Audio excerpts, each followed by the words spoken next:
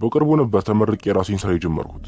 ስራው አዋጭ ስለነበር ከቤተሰቦቼ ቤት ወጥቼ አንድ ለስራ አቅራቢያ ከሚገኝ ቦታ ቤት ተከራየው። ያ ቤቱ አሪፍ የሚባል ቤት ነበር። ለአዲሱ ቤት የሚሆኑ የቤት እቃዎችን ለመግዛት ከወጣው በኋላ አንዳንድ እቃዎችን ገዝቼ ተመለስኩ። በቀጣይ ቀን አልጋ ለመግዛት ነበር እቅድ ያዝኩት። በያዝኩትም እቅድ መሰረት አልጋ ልገዛ በቀጣዩ ቀን አዳዲስ አልጋዎች ወደሚሸጡበት አልጋ መሸጫ አመራው። ዋጋቸው የሚቀመስ አልነበረም። ስለዚህ ፊቴን ወደ አገለገሉ አልጋዎች አዞርኩ ማለት ነው። ወዲያው ነበር የሚፈልገውን አይነት አልጋ ያገኘሁት። ሻጩ ሰውዬ በተደጋጋሚ ነበር አልጋውን አንዴ ከገዛሁት መመለስ እንደማልችል ሲነግረኝ ነበር። እኔም ተስማምቼ አልጋውን ወሰድኩት። ይህን ሁሉ ነገር የምነግራችሁ በገዛሁት አልጋ ምክንያት ህይወቴ ሙሉ ለሙሉ አቅጣጫውን ስለሳተ ነው። ያን አልጋ ከገዛሁት ጀምሮ ሰላማዊ እንቅልፍ ተኝቼ አላውቅም። ሁልጊዜም ቢሆን እዛ አልጋ ላይ በተኛው ቁጥር በጣም አስፈሪ ህልሞችን እንዳየሁ ነው። እንደውም ህልም አልኩት እንጂ ትክክለኛ ህልም እንኳን አልነበረም። ያ የማየው ነገር የእውነት እንደሆነ ይታወቀኛል።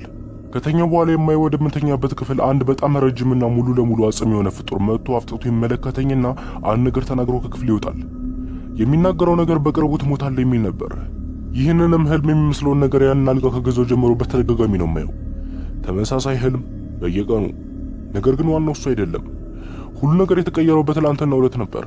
እንደተለመደው 4 ሰዓት ላይ እዛ አስፈሪና እንግዳ ባህሪ ባለው አልጋዬ ላይ ጋደም አልኩ። ወዲያው ነበር እንቅልፍ የወሰደኝ። ዛሬ ግን ያየሁት ህልም ለየት ያለ ነበር። የአስፈሪ ፍጡር ካልጋዬ ስር ከወጣ በኋላ ጆሮዬ ጋር ጠጋ ብሎ አንድ ነገር ተናገረ። የዛን ሰዓት ከእንቅልፌ ባንኜ ነቃው። ነገር ግን ካልጋው ላይ መነሳት አልቻልኩም ነበር። እንደውም የትኛውንም የሰውነት አካሌን ማንቀሳቀስ አልቻልኩም። ክፍሉ በጨለማ ተሞልቶ ነበር።